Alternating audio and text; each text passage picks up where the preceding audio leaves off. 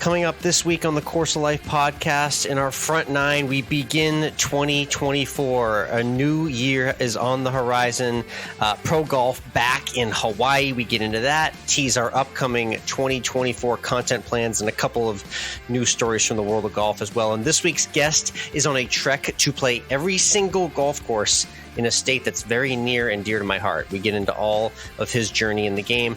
And when we always end with food, we're flipping the calendar to a new year. And I'm talking all about the January diet agenda and a lot more. All of it brought to you by our friends at Desert Fox Golf. We're heading into the new year. It's time to put a new focus on your game. And it's time to plan for all those events that you have coming up on your horizon.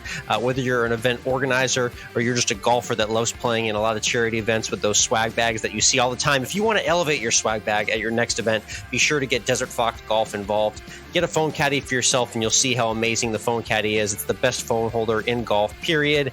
And from there, be sure to have Desert Fox Golf at your future golf event. It's super easy. If you have a golf event coming up and you want phone caddies given out to everyone at the event, hit us up on Instagram at COL Podcast with a message about the event information.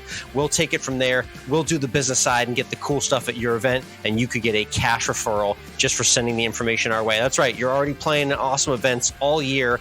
What better way to reward yourself than with a cash referral and awesome swag from Desert Fox Golf for you and your golfing friends? Again, all courtesy of our friends at Desert Fox Golf.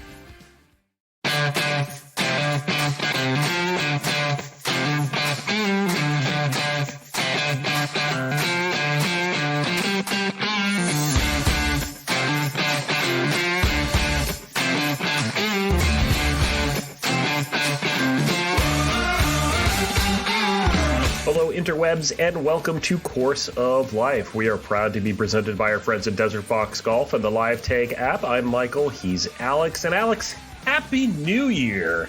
Indeed. It's 2024. We made it through all it was 2023, and it's here. It's time. The calendar is turned, and that means it's also time to start a brand new calendar year. Now back to the calendar year. That's PGA right. Tour season, no more wraparound season. They start with the new signature event. We're now in the signature event period of the PGA Tour, this era. So we start with what is really typically, well, a good field until, to me, kind of is a hit and giggle kind of event in the Sentry Tournament of Champions. It never really means much. That said, you still get a lot of big names out there. The big names missing, however, from Maui this year will be defending champion Jon Rahm.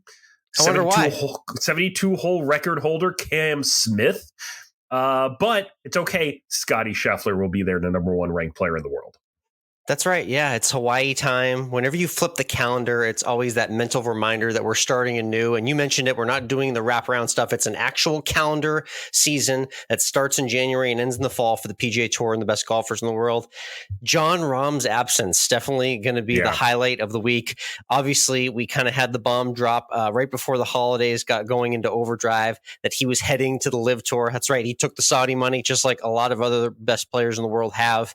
And so now he's not going to be here at the season opener, but overall field pretty solid. The Sentry used to be the tournament champions. Bottom line, we're at Kapalua. It's golf in paradise, and always nice to see right in the middle of the winter to have a beautiful palm tree venue for the start of 2024 golf. Yeah.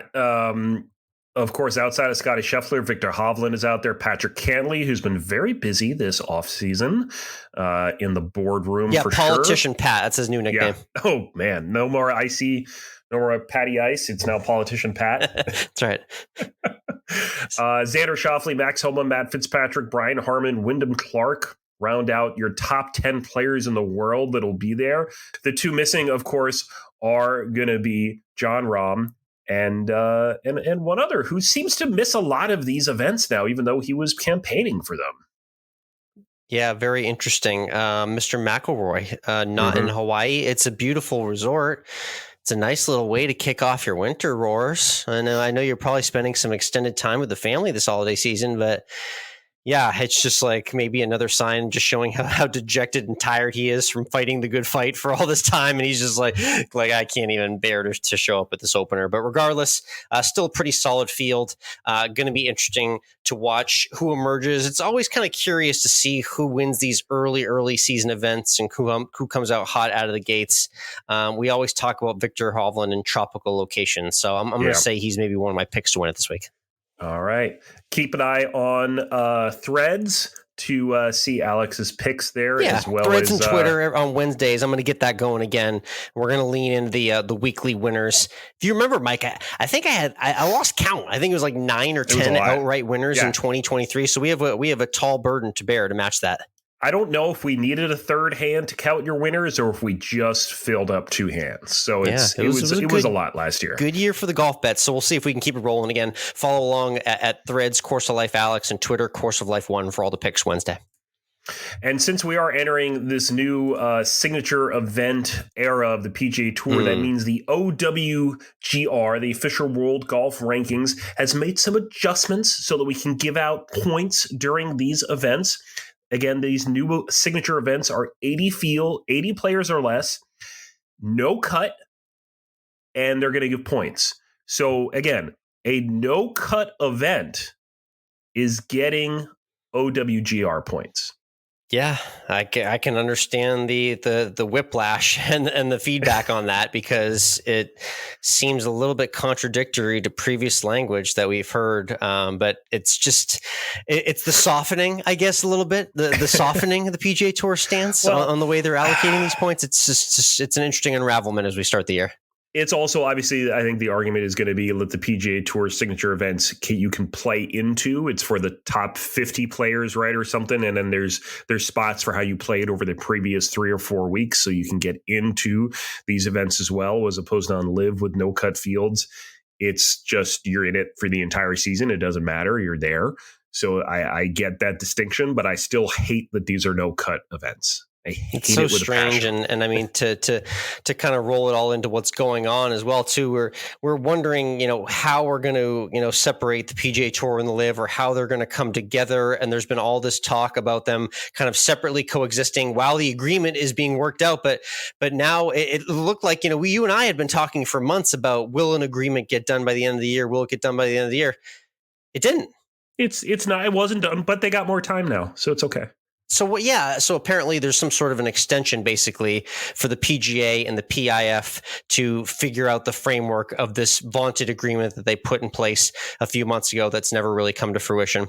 So the extension was officially announced as well. So we'll be waiting. I wait for the day when we see that handshake across the boardroom photo where the agreement's finally done. Are they going to come back on CNBC for a victory lap? Is that what's going to happen again? I'm sure we'll get a whole other media tour for agreement number 2 being finalized. Let's face it, the only reason they were on CNBC is because it's owned by Peacock. NBC is owned by Peacock, and Golf Channel owned by Peacock. So instead of them going on Golf Channel, they went on CNBC. So they're keeping it in the family. All the money. I love it. Keeping it in the family. Exactly. Hey, let's look ahead to more of 2024. And let's talk about what we got on the books, what we're planning. We had a banner 2023.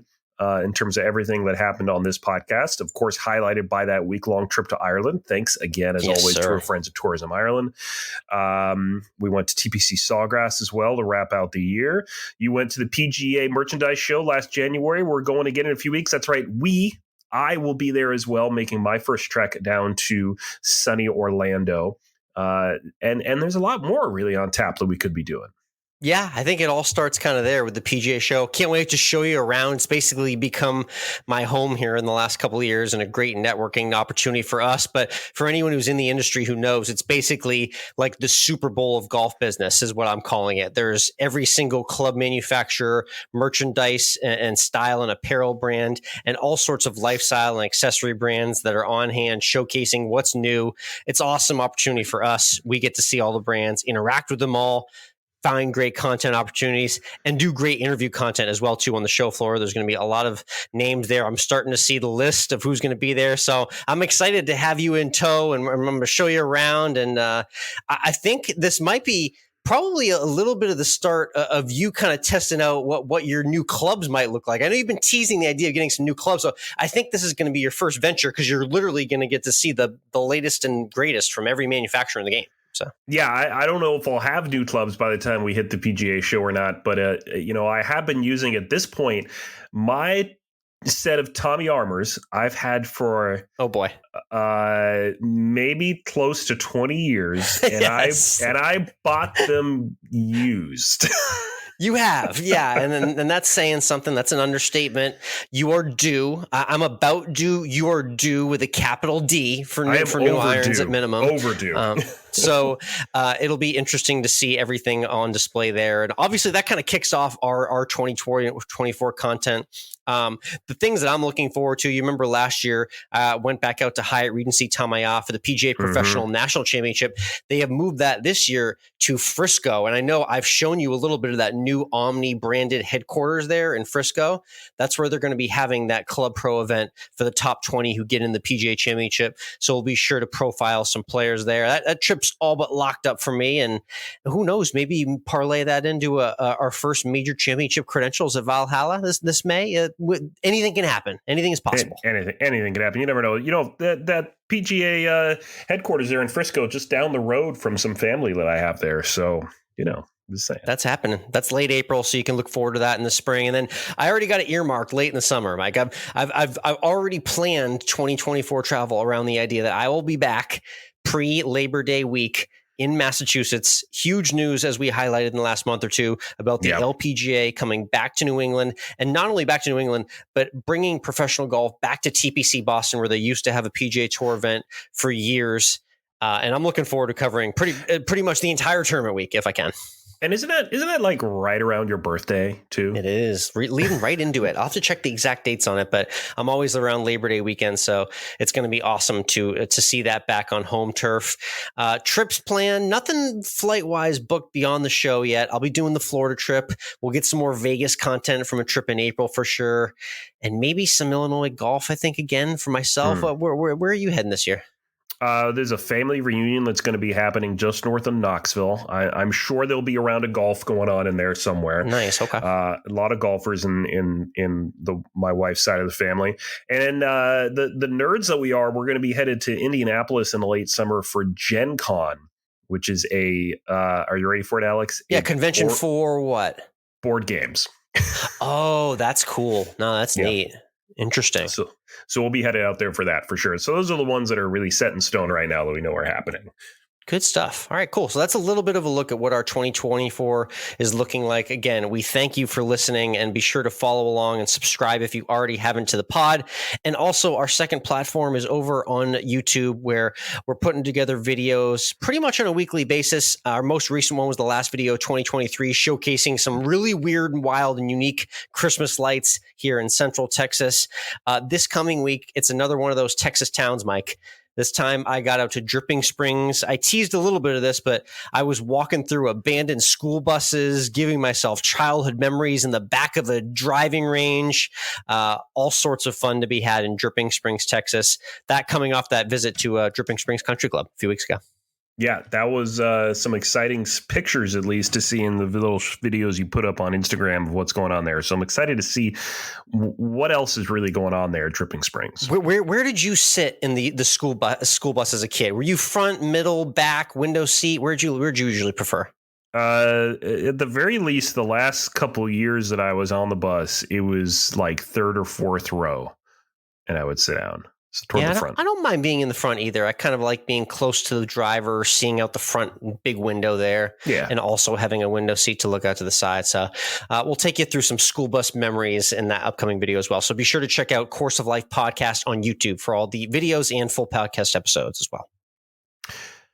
Let's do a little revisit to Tuned In and talk about things that we're watching right now. I don't have much. I've been playing a lot of Harry Potter Hogwarts Legacy, whatever it's called, the Harry Potter video game. Which I can say for the Switch? I just got that one for my wife for Christmas. It is for the Switch. The graphics on the Switch are horrendous, but the game is fantastic nonetheless. Okay, well. So Good stuff. All right. Yep. That's been popular in our household as well, too. So I'll be sure to check in on my wife's stats in that game. My tuned in was wife's pick for her birthday last week, our last day in Boston before we left. Went to the theaters and saw Anyone But You, the rom-com out with Sydney Sweeney and Glenn Powell, Austin, Texas resident in his own right, who starred in Top Gun. And I'll have to say, Mike, these are all pretty formulaic rom-coms. You know, you once you've seen a few of them, you get the idea of where they're going. But this one hit very nicely. It was done around a wedding weekend, destination weekend in Australia. They showcased a lot of Sydney, which is a city I had actually been to. So that was cool throwback memories for me. Plot moved nicely, very steamy couple moments. I'm going to go 8.2 out of 10. I'd usually just give it a straight 8, but I'm going to give it the extra 0.2 just because I was intrigued by the storyline throughout the movie and there were some good laughs. All right. So I'm going to ask between this one and No Hard Feelings, which one's better? Because both include, let's say, eye candy. Right. Oh, yeah. Yeah. Parts. Yeah. Mm-hmm. Yeah. There are parts in both of them. Well said. Yeah, I would say, let's see. No Hard Feelings, more unique plot points and kind of more wacky. Anyone But You, much more like formulaic, but did hit a lot of emotional points towards the end of the movie. I would say Anyone But You by a hair. And I don't know, let's see, unbiased opinion, Sydney Sweeney versus Jennifer Lawrence. No, neither one of them are really super my type, but I'll go Sydney Sweeney by a hair as well. Ooh, okay. All right. There you have it. Is. All right. Let's get to the turn and let's get to this week's guest. Alex, of course, we know you were born and raised in Massachusetts. I grew up just north of you in southern New Hampshire. And I did not play a lot of golf in Massachusetts, but you spent all of your childhood playing golf across the state there. And so that means this next guest really kind of hits home for you. Definitely. Yeah. And maybe one of the only people I've met that I'm confident has played more golf courses in the state of Massachusetts than I have. I hit them all at one point in my teenagers, playing all those tournaments in the summers. But this next guest, Sean, who not only runs a really cool golf account, which we'll get into, but he also does some writing on the side, showcasing everything that's great about New England golf. And his journey and where the courses that it's taken to him are fascinating. And he's also does some great photography work on the courses and highlights all that as well, too. We'll get to a conversation with Sean Melia in just a second, but first let's talk to you about the Live Take app. This is where debates in the world of sports and elsewhere, really, not just sports, are solved once and for all by random strangers you don't know on the internet. I love that. I love it when the internet chimes in because they are the true unbiased judgment here of any argument. It's easy to have a little argument with your buddies around the couch at the living room table and just say the same person's right or wrong all the time. But when you throw the argument out there and it's me versus you head to head and we're debating topics in sports and life and pop culture and the internet gets to vote, that's a true poll to tell you who's right and who's wrong.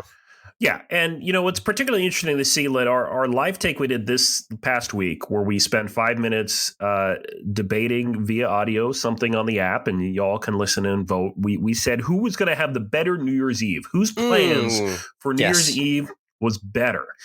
And I think after we stopped recording, I said to you, Alex, that's a shoo-in for you. You're going to win that one. Well, right now, Alex, the people agree with me that I had better New Year's Eve plans than you. So you went with the relaxed early night in, not getting out of the house, you know, seizing my own day in the comfort of my own home. Yep. I did a little bit of a mix where we stay out for dinner, we get back home, we do stay up drinking just past midnight and go to bed by 1. Yep. So it seems like people are just done, maybe en masse, done with the midnight thing. That we're just team lazy, team indoors. Just we're chilling, and we don't really need to wait anymore. That's the vibe I'm getting from those results. That's what it seems to say. And you can chime in and let us know what you think as well on there. You can find us on the Live Take app, COL Podcast Alex, COL Podcast Michael. Challenge us as well to anything you want. You can do your own live take. You can do a regular text take and just drop your own statement and see what people think and whether they agree with you or not. It's really easy to get. Check out your app store for Live Take and download it today and let your take be heard.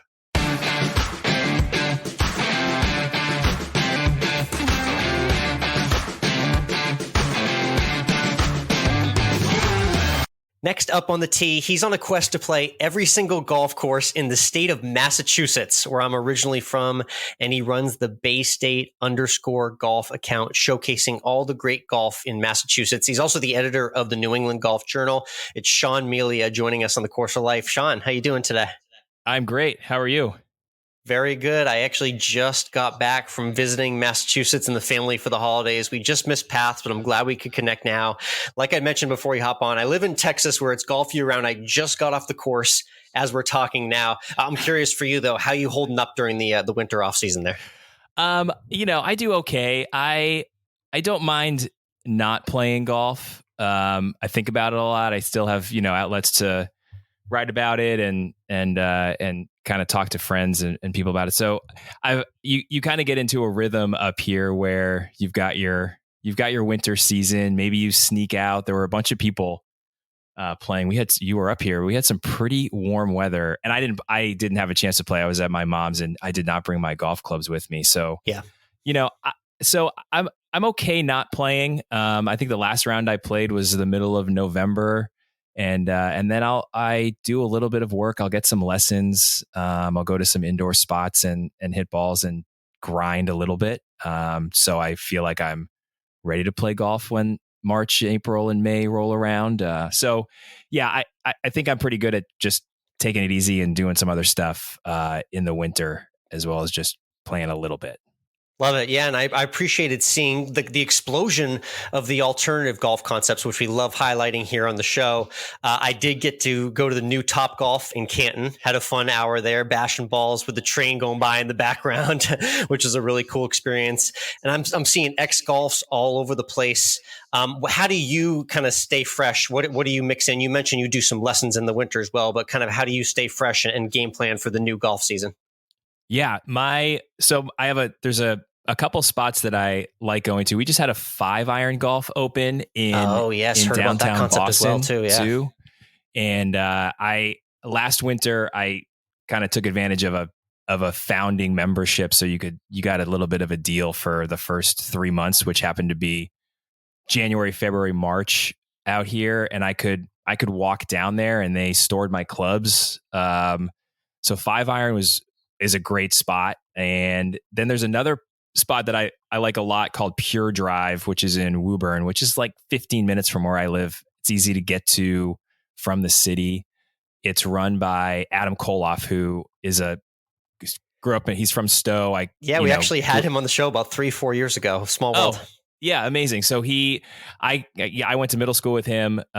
He probably has no idea who I am anymore, but he runs that place, and he's a great instructor. Very cool. And they've got a good setup there. It's a little bit more like you go to practice when you go to Pure Drive. There's no bar. There's no TVs. You're signing up for an hour and a half, and then I get lessons at Core Golf, which is out in Natick. They have an awesome kind of year round. It's a open outdoor range. They have TrackMan on their range. So they have like these radar poles in the middle of the range, and you download the app, punch in your bay number, and it'll give you carry numbers. And then they have some indoor space, and they have like a barn at the end where when it's cold and you're getting lessons, you can still hit balls into the range instead of into a very wall. Cool. I love the barn, especially when it's snowing on the outside and you got a nice warm barn where you're hitting balls out of. That's always a cool vibe. So I mean, like you said, even though it is a seasonal golf destination, you can really play there and hone your game year round. Let's speak to those outsiders. We have golfers from all over the world, but primarily, we got California, Arizona, Texas, Florida residents that are thinking about maybe doing a trip up to Massachusetts. Here's an open-ended question for you, Sean. What do you think is like the biggest misconception about golf courses and playing golf in Massachusetts? When people from outside the state come or maybe play with you, they say, wow, I was expecting blank. What would your answer to that be? I think public golf gets a little bit of a bad rap in Massachusetts. There's a ton of great private golf, and if you look hard enough and you're okay, maybe driving a little bit outside of the city, the public golf is pretty good. And I've been lucky enough to find a bunch of places as I'm doing this quest that I had not played in the first 36 years I have been alive that I've found. So I guess that would be it. I think a lot of people think, they think of Massachusetts and they think of the country club. They think of maybe Old Sandwich and Myopia and Essex and the places that, if you're in Massachusetts, you've got to know someone to get onto, and they're those are members only pretty strictly. Yeah. Extremely private golf courses. And there's a bunch of really good Donald Ross public golf courses that you can play both in the city and pretty, close outside the city too. So that would be the one thing. If you're coming to Massachusetts and you don't know anybody, still bring your clubs. The Cape's got some good golf. It's not as good as I wish it as it could be, given like the amount of seaside land it has. Right. But public golf is pretty good around here if you're willing to look for it. And so you do a lot of course rankings. You go to all sorts of different courses, Massachusetts and abroad as well, but primarily in the Bay State. Well, what are your bullet point, your 3, 4, 5 factors that you're including when you kind of figure out these rankings of where courses stack up that you play? Yeah. I think a lot about walk. I love to walk. So for me, that's a big one. Even if it's a hard walk, I don't mind walking. I don't love going to places that put you in a golf cart and you've got to ride. So walkability, which kind of blends into the routing. I also just love to pay attention to. I talk a lot about, playing corridors and the ability to kind of hit different golf shots and not be stuck. There's a lot of golf courses in New England that are very narrow and very tree lined. I don't necessarily love those. So those ones sometimes take a little bit of a hit in my rankings. I try not to. Sometimes I think when I'm playing a place once, it's also the challenge of not letting conditions or one little experience, sour the taste I might have on a place. Okay. Yeah. Because there's a lot of people who love the place that I am playing, and maybe I'm only getting to play it one time, and they play it all the time, and they have this, they have this connection to it, and I don't. But you can tell when a place is in bad condition all the time, and it's in bad condition because we just got 2 weeks of rain. So sometimes I think more about what are the things I want to pull out that don't necessarily matter to me as a one-time golfer. A lot of people talk about pace of play. I try not to worry about pace of play either, because it feels like everyone has that problem at almost every golf course. That's issue number 1, 2, and 3 in Central Texas where I am. Yeah. Yeah.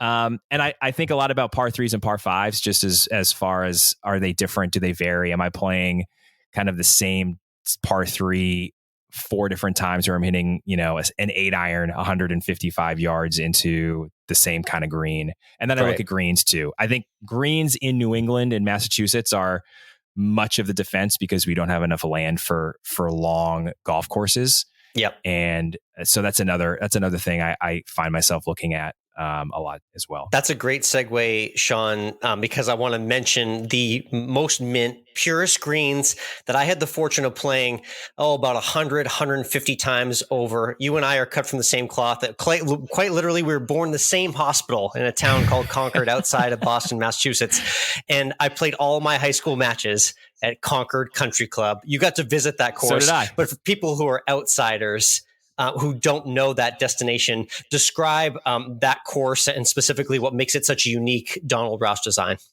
Yeah, this is the place that when I talk about playing a golf course one time and I try to separate myself from the connection, this is the place that I have a very strong connection to. We went to different high schools, but it was both of our home course, so I got to play it a lot in high school. And I get to play it every summer now in an event called the Dawson Cup, which is a 4-ball. I play with a good I've heard friend about it. I finally just got back there for 9 holes, but that is a notable event for people in that area for sure. It's a great tournament. I play with a friend of mine, and our dads were good friends, and the 4 of us have gone on golf trips. That's so Concord Country Club is a place close to my heart. The thing that's great about Concord is it has an incredible opening stretch of golf holes. The first hole is kind of a Donald Ross, nice, easy handshake par 5, but it can still get you because you've got to hit a good tee shot, and then your second shot's over water to an elevated green. Yep. You're giving me all sorts of flashbacks to my high school matches right now as we describe this. I mean, it was a great high school. The home course advantage was pretty strong. The second hole might be one of the hardest par fours in the state. The tee shot is so challenging. You're hitting a long iron into the second. The land is stunning. It's really extreme. You're never hitting on a flat lie. You're never really hitting, there's no flat holes either. You're not teeing off and ending up kind of at the same elevation point when you get to the green. And the opening stretch, and people who, I talk about the opening stretch a lot, and then they say, well, the opening stretch extends into hole 7, 8, and 9, and 10, 11, 12. They're all really good. So it's super hard. It can be really hard. It's a great everyday golf course. It's one I could play every single day. It's one that kicks my butt every August when I go play it, and they dial it up and put pins in really challenging spots and get the greens humming, because they are, typical Donald Ross, back to front, 2 tiers. If you end up in the wrong spot, you're going to 3-putt. Yeah, it's a devilish course indeed, and a fun Donald Ross test. I miss it, and I was glad to get back out there. And one interesting thing about it, sorry to cut you off, is it's also a dry golf course. So there's this kind of cool vibe after you play. There's a little deck that looks over the first tee, and members bring like their own coolers and hang out with their beer or wine, their cheese and crackers, and maybe get some food from the restaurant. But they don't serve beer, but you can bring your own alcohol, which I think is it's kind of strange, but it's also very much Concord in some respects. And it's kind of a neat little quirk to the golf course. It is. Thank you for including that. We were big fans of the 19th hole. That is a unique scene at Concord. Love that. Yeah. That's definitely my OG home course. Another one that's familiar to people kind of all around the golfing world, because they formerly hosted a PGA Tour event, is TPC Boston, which I know you've played, with immaculate course and facilities. Tell me a little bit about your visit there, but also the exciting news that the LPGA Tour is actually going to come back there this upcoming summer as well. Yeah, as a editor of New England Golf Journal, that was great news to have an LPGA Tour, announce that they're coming back after a very long time not being here. And the golf course I got to play in May. I have a friend who works for a company up here, and his boss is a member. So he was up for the day from New Jersey and gave me a call and said, "You want to go play?" And I checked it off my list, and I'd been there. I'd been to the Deutsche Bank when it was the Deutsche Bank and Dell Technologies or whatever else they've called it over the years when the PGA Tour was there. It's very good. I'm in the process of ranking my 25 new courses I played this year, and it fell third over the course of this past year of courses I played. Kind of quintessential New England golf. It's not a super easy walk. There's a lot of long walks to TPC. Yeah, definitely. But the par threes, like I said before, that I think a lot about, the par threes are outstanding. It's a par 73 when you go play just as a normal human being and not a pro. I think the 12th hole is a par 5, and it might play as a par 4 when the pros show up. I wonder what they'll do for the women as far as trying to get par to 72. And so I really like the closing stretch of that golf course, particularly. I think 15 is a really good par 4. 16 is their signature par 3, kind of a middle iron, short iron over water. 17 is a really charming par 4 dog leg where you can hit driver and bang it down as far as you want, or you can kind of lay up with a long iron or hybrid and have this, maybe a shorter mid iron into a tiny little green that looks smaller from the fairway than it does when you actually get up there.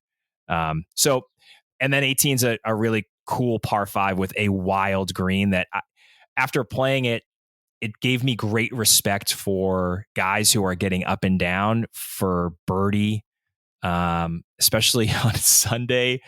Yep. With a lot of money on the line, because it's a big green with a big fall off left, And on Sundays, from what I remember, the pin would be kind of on the back right, in the back right corner, and trying to chip or putt up and over the ridge. I mean, it's a really, really kind of wonky green. Fans will remember the duels of Phil versus Tiger and Tiger versus VJ back in the day there at that tournament.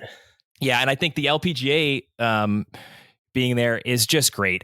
It's, as far as I know, as of right now, it's going to have the highest purse of any of the non-major LPGA Tour events. So that puts it kind of sixth on the list, I would imagine, with the 5 majors kind of coming in top 5. I'm also intrigued to see what it's like with the Solheim Cup coming the week after. So the teams will be set, I would imagine. So, looking at what happened with the Ryder Cup and the Euros coming in fresh and having played and whipping the Americans last year, I would imagine a lot of the Solheim Cup players will be playing in Boston, because the Solheim Cup is just, a quick flight down to Virginia the next week. Sure, yeah.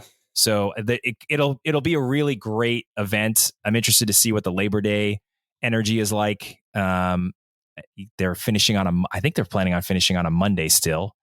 So I don't know if that will make it better. I don't know if they're trying to just leverage what they had with the PGA Tour when it was here. That was the same kind of Friday to Monday window of time, but I'm excited for it to be back. I'm excited for Megan Kang to have a home game, and Alexa Pano, who won in Northern Ireland. She's 19 years old. She'll be 20 in next August. She's from Westboro. She's sponsored by the Patriots.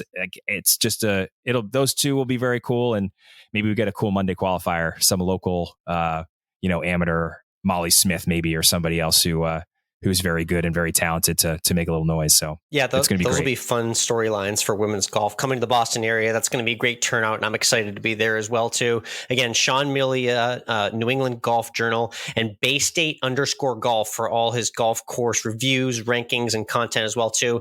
Let's just do a few random questions, quick 30-second answers for you before we wrap up here. Destinations outside of Massachusetts.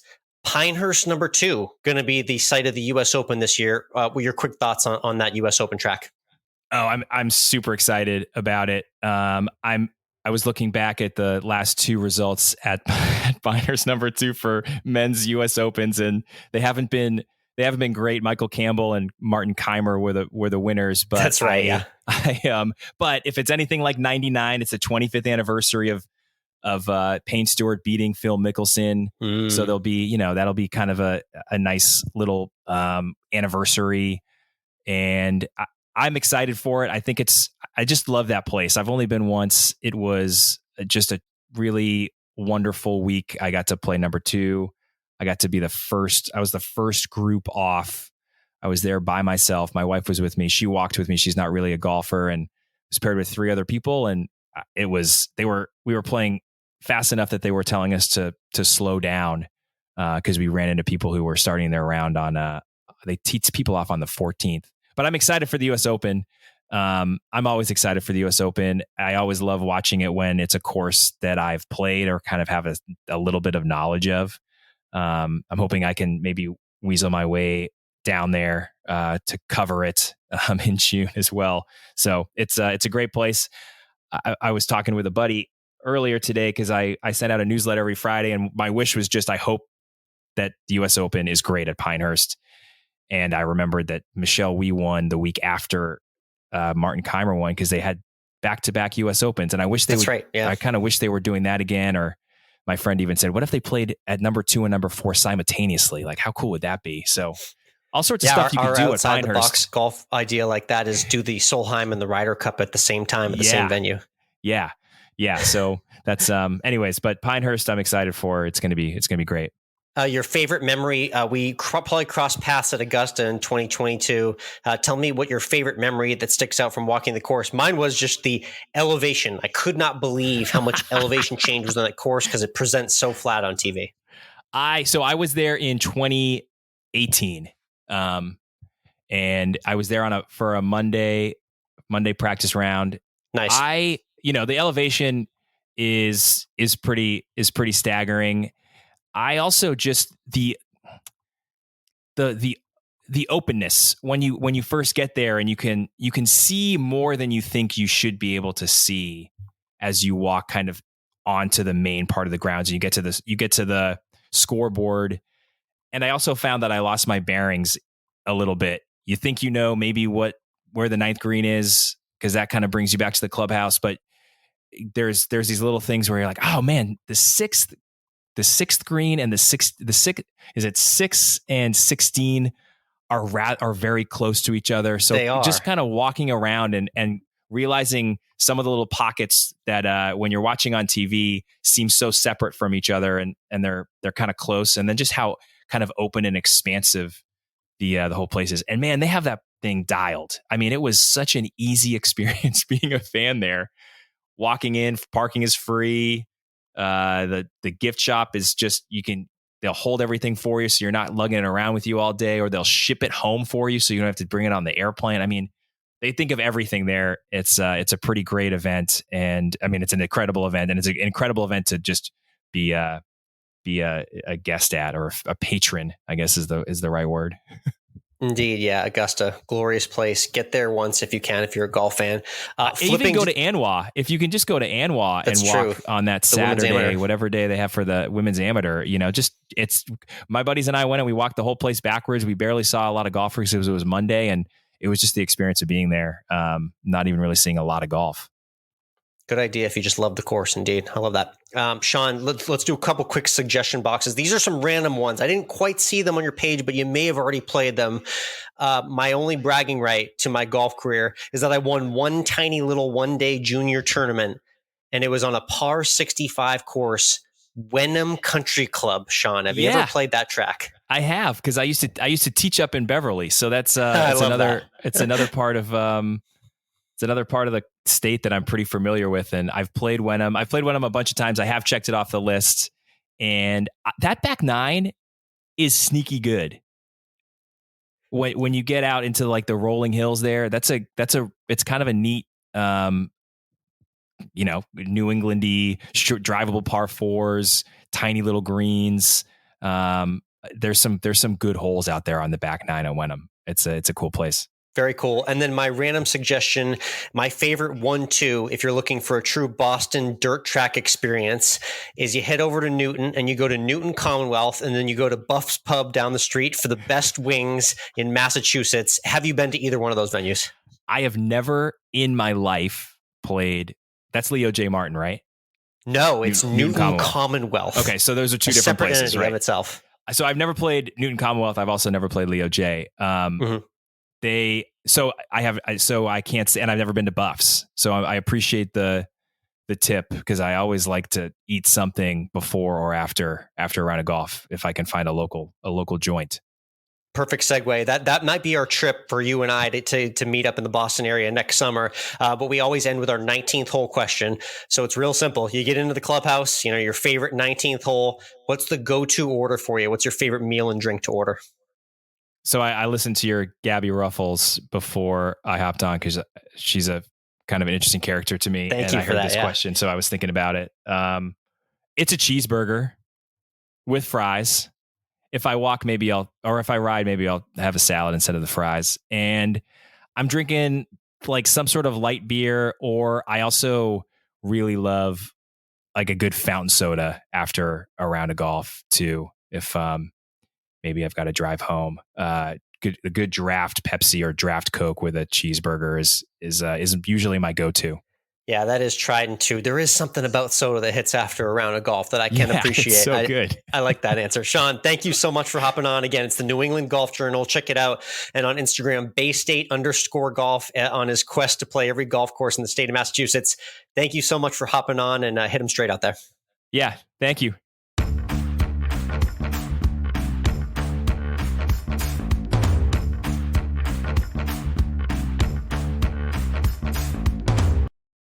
Course of Life podcast is brought to you by Zencastr.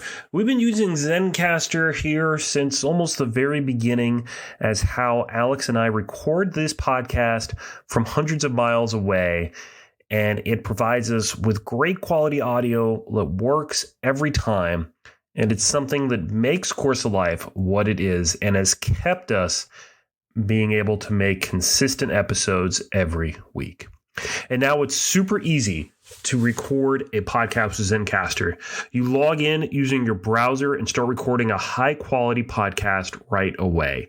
You record studio-quality sound and up to 4K video with your guests. You feel a sense of zen, knowing Zencastr's multi-layered backups ensure you always have your recordings in the highest quality, even if the connection is unstable. And have you ever wondered what you actually sound like? Zencastr's post-production process makes you sound buttery smooth. It automatically removes those ums and ahs in your recording. It removes those awkward pauses in conversation too. Set the right podcast loudness and levels while reducing background noise with the click of a button. Head on over to zencastr.com/pricing and use our promo code CourseOfLife to get 30% off your first month of any Zencastr paid plan. We want you to have the same easy experiences we do for all of your podcasting and content needs. Again, that's zencastr.com/pricing and our promo code CourseOfLife. Zencastr, it's time to share your story.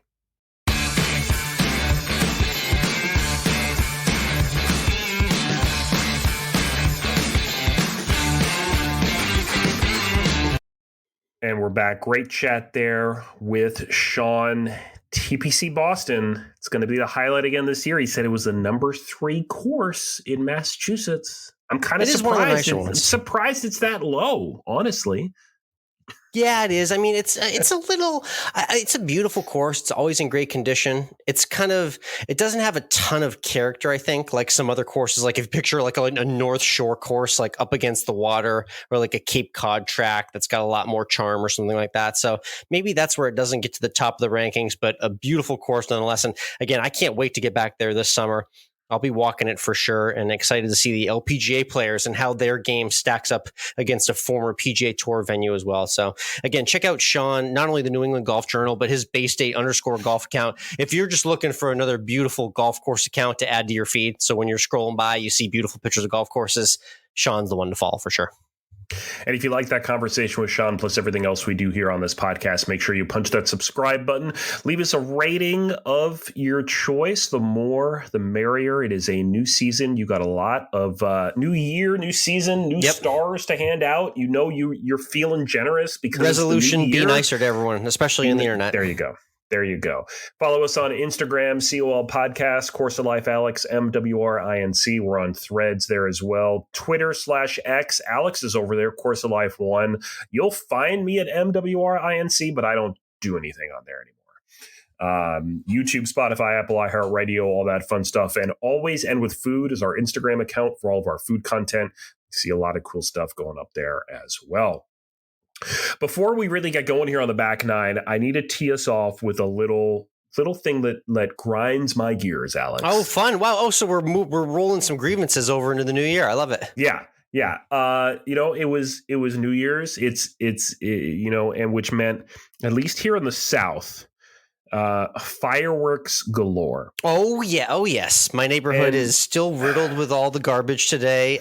That's you can set your watch to that. Actually, they're now starting 2 or 3 nights before New Year's as well. That's the fun little wrinkle in Austin here as well. Yeah, and at least here in Savannah, they do it on like every minor holiday, like Mother's Day. They do fireworks, and I don't really understand the fireworks, but I'm willing to accept the fireworks. What I don't appreciate is the celebratory gunfire. Oh Jesus, yeah. like probably a little over the top. And we're talking like they're emptying the entire clip. And you would think the fireworks explosion would be enough of a celebratory explosion, but no, they have to top it with the gunfire du jour as well too. That's lovely. Yeah. It's really to be perfectly honest, it's very unsettling to hear that. It really is. I can imagine how you'd find that unsettling, especially on top of fireworks. Golly, what a sandwich! What a noise sandwich that is. Happy New Year, everybody!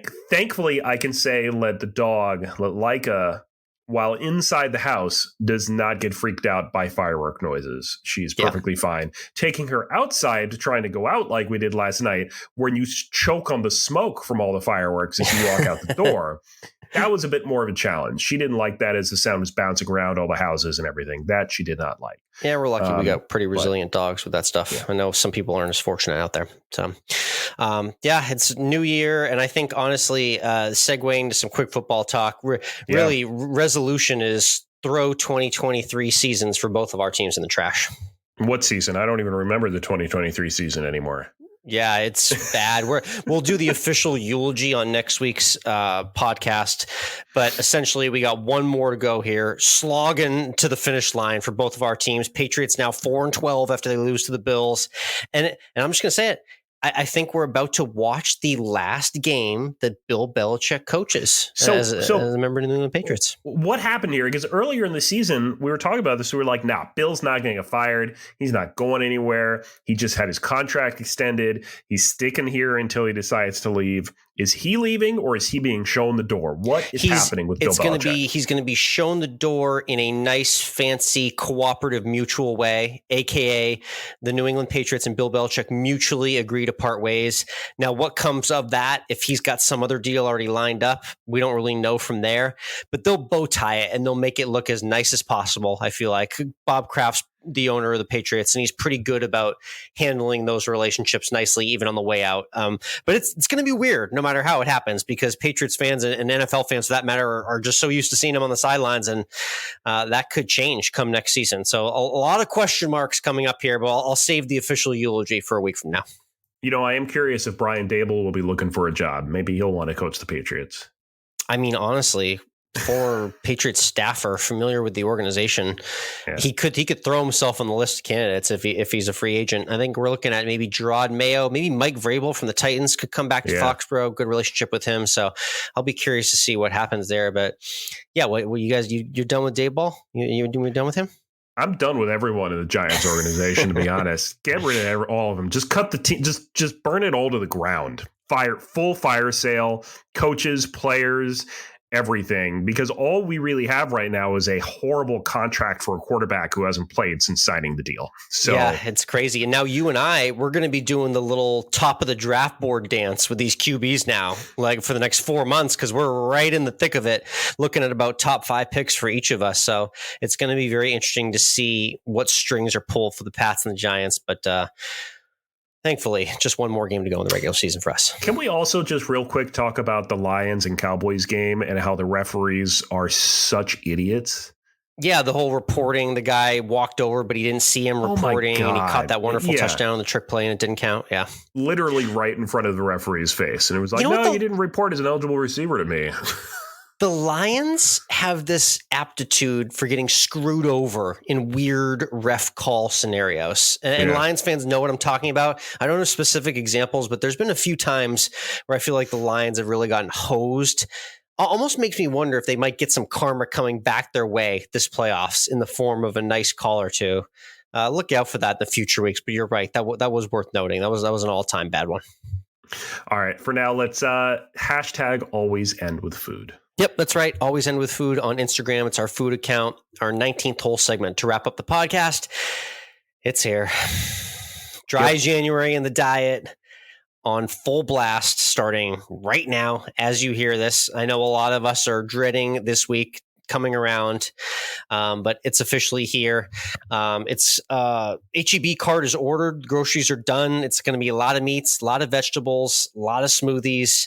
Granola bars, heavy banana and peanut butter a month for me. That's pretty much the main diet that I'm looking at for the next few weeks as we get ourselves back into form for 11 months of debauchery in 2024. I mean, the real goal, though, is to be making significant lifestyle changes so that you don't need to do these January binges or to kind of bring yourself back to normal. The goal is to have your life change in positive ways so that you're just constantly in this healthy state. Aspirational, and I'll let you know when I get there too. That's very aspirational. Yeah. And in fact, that's kind of what I've been thinking through too, is like, we do these diets and they, you do them for a month or so and then you fall off it because you get bored or you see results and you think you're good and you think you're making the right decision still, but you're not. And then you're back to where you started again. So, what I'm going to do is what I've been doing every year for the last 10 years, and I'm going to diet vicariously through my wife's diet. Oh, I love that. A little sideline diet. Oh, a quarterback couch diet. Nice. You're just watching from the armchair. I love that. Well, Weight Watchers is expensive, so why should I pay for it too? And my wife is, so I can just, use hers, and we'll just do it that way. Yeah, I mean, Oprah's basically ditching Weight Watchers. She freaking created the thing and she's leaving it for Ozempic. So, I mean, yeah, I don't blame you right there. So you could watch vicariously and enjoy that perspective as well. Really, my only thing that keeps me looking okay throughout the rest of the year after this month is, I still eat whatever I want for the rest of the year, but it's that consistency of the exercise. No matter how you get it in life, no matter what you call it, if you have exercise that is consistent and you keep it up past this diet season, good things will happen to you. So best of luck to everyone out there getting their diet going, staying motivated for a new year. We're here with you out there and appreciate you tuning in. Thanks again for being part of another great Course Life podcast. We'll see you next week.